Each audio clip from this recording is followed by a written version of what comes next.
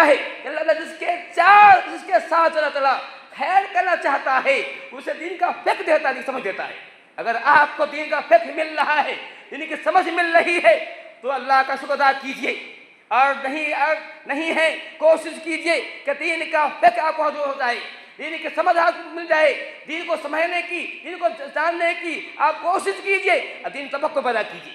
یہ اللہ تعالیٰ ایسے لوگوں کو جو ہے فرماتا ہے کہ اللہ ایسے لوگوں کو پسند کرتا ہے۔ کہا مالک الباب کا ایسے عارف عقل مند ہی لوگ ہوتے ہیں، نصیحت کرتے ہیں۔ اللہ آگے فرماتا ہے هل يستوي الذين يعلمون والذين لا يعلمون، اے نبی آپ کہہ دیجئے کہ کیا وہ لوگ جو جانتے ہیں، وہ لوگ جو جانتے نہیں برابر ہیں؟ وہ لوگ جو علم والے ہیں، وہ جو علم سے محروم ہیں برابر ہیں؟ نہیں، کہ جس طرح سے رات اور دن برابر نہیں ہے، اندھیرا اجالا برابر نہیں ہے، اندھیرا اجالا برابر نہیں ہے، جس طرح سے ایمان اور کفر برابر نہیں ہے، اسی طرح سے علم والے اب بغیر علم برابر نہیں ہے۔ علم والے کا مرتبہ ہی کچھ اور ہے، علم والے کا مقام ہی کچھ اور ہے، علم والے کی شان ہی کچھ اور ہے۔ علم والے بہت ہی کمال کے پھل رکھتے ہیں، ان کی بات ہی کچھ اور ہوا کرتی ہے۔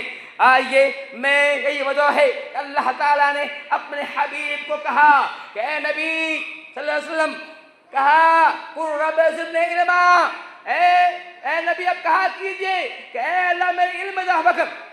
یہاں مفسرین کہتے ہیں کہ اللہ تعالیٰ نے نبی کو یہ نہیں کہا کہ نبی اب کہہ دیجئے کہ اللہ میرے صحت میں زیادتی کر۔ اللہ یہ نہیں کہا کہ اللہ نے یہ نہیں کہا اے نبی اب دعا کیجئے کہ اللہ میرے مال میں اضافہ کر۔ اللہ نے یہ نہیں کہا اے نبی دعا کیجئے کہ میری عزت میں اضافہ کر، میرے اولاد میں اضافہ کر۔ نہیں، کیا کہا کہ علم میں اضافہ کر۔ معلوم ہوتا ہے علم کتنی اہم چیز ہے۔ اللہ تعالیٰ نبی کو دکھایا کہ اے نبی علم کی ذاتی دعا کیجئے۔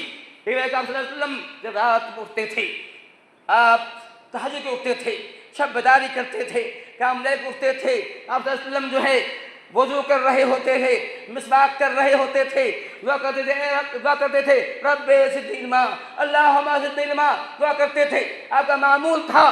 معلوم ہوا کہ نبی دعا کر رہے ہیں، نبی جس کے پاس آسمان سے وحی آیا کرتی تھی، نبی کے پاس آسمان سے علم آیا کرتا تھا، وہ دعا کر رہا ہے کہ اے اللہ میرے علم میں ذاتی کر۔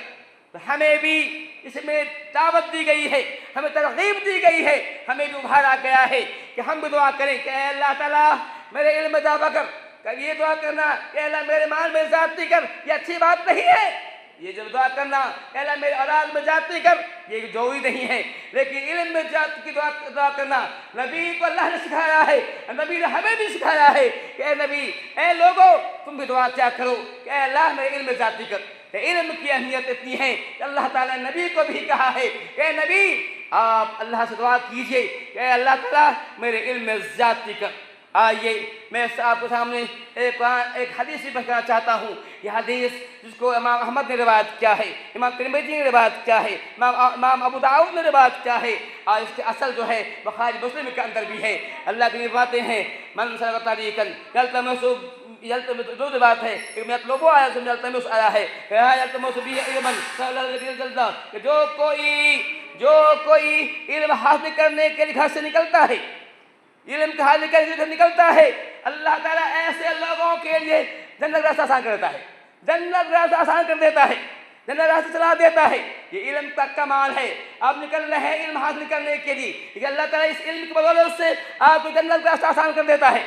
اتنا ہی نہیں، کہا ان الملائکۃ لتضع اجنحتها لطالب العلم، کہا کہ فرشتے طالب علموں کے لیے، فرشتے پڑھنے والوں کے لیے اپنے پر بلائے ہیں۔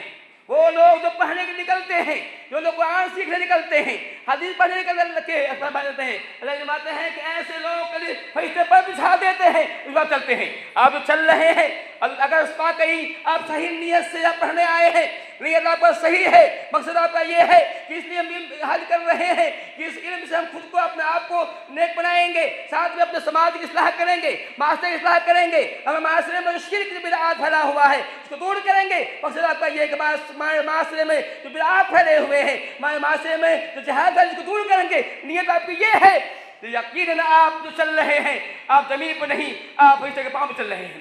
فرشتے आपके पाँव अपने आपके पैर बिछाए हुए हैं, चल रहे हैं। ये कोई मजाक नहीं कह रहा हूँ, ये अल्लाह के नबी की हदीस है। अल्लाह के नबी झूठ नहीं बोलते हैं, नबी वही कहते हैं तो अल्लाह कहा करता है। नबी की बात अल्लाह की बात हुआ करती है। नबी ने अपने मन से नहीं कहा है कि नबी मन से नहीं बोला करता है, भाई वो अल्लाह हुक्म दिया करता है। तो अल्लाह के नबी फरमा रहे हैं कि जो कोई इल्म हासिल करने के लिए घर से निकलता है, इस तरह उसके पाँव को नीचे पर बिछा देते हैं, बिछा करता है।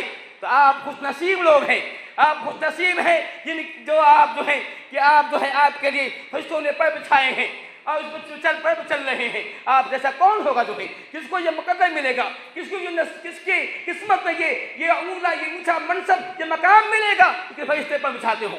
और इतना ही नहीं, अल्लाह फरमाते हैं कि इन तालिब इल्म कहा, इन आलिम लस्तगफिर लहू मन फिस समावाति वल अर्ज़ मन फिल अर्ज़ वल हितान फी जौफिल माए। अल्लाह फरमाते हैं कि तालिब इल्म के लिए, वो लोग जो इल्म हासिल करते हैं, इल्म हासिल करने वालों के लिए जो कुछ के आसमानों में है, जो जमीनों में है, दुआ करते हैं, इस्तिग़फ़ार करते हैं।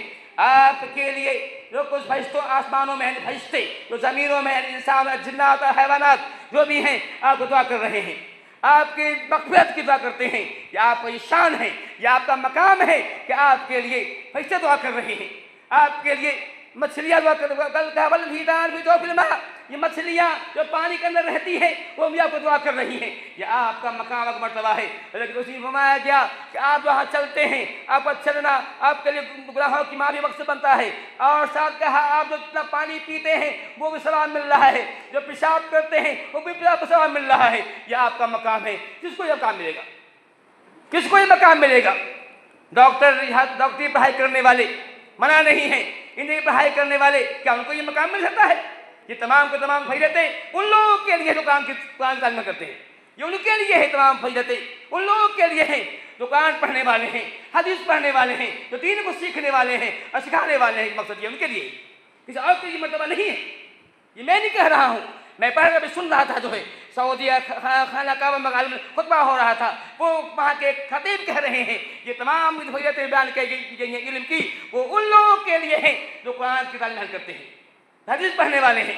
मैं सुन रहा था मौलाना साहब कह रहे थे, मौलाना साहब की में सुन रहा था, वो कह रहे थे कि दीन का इल्म हासिल करना फर्ज है।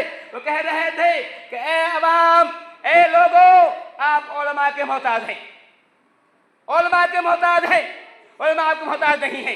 कह रहे थे अब डॉक्टर के मोहताज नहीं है, वे डॉक्टर जी सकते हैं। अब गाँव की बहुत दवाएं हैं जो गाँव में हमारे यहाँ जो घास फूस के घास के जो दवा खाते पे पौधे की जड़ी बूटी करते हैं वो भी अपनी काफी है। आप डॉक्टर के मोहताज नहीं है, इन्हें मोहताज नहीं, जितने मोहताज आप उलमा के हैं। ये उलमा का ही है, उलमा ही है जिस वजह से आज आपके अंदर इस्लाम बाकी है, आप ईमान बाकी है, आपके अंदर कुछ दीन की समझ बाकी है। उलमा नहीं होते आप जानवर बत्तू होते, जानवर बत्तू होते। हज़रत हसन बसरी रहमतुल्लाह अलैह फरमाते हैं कि आज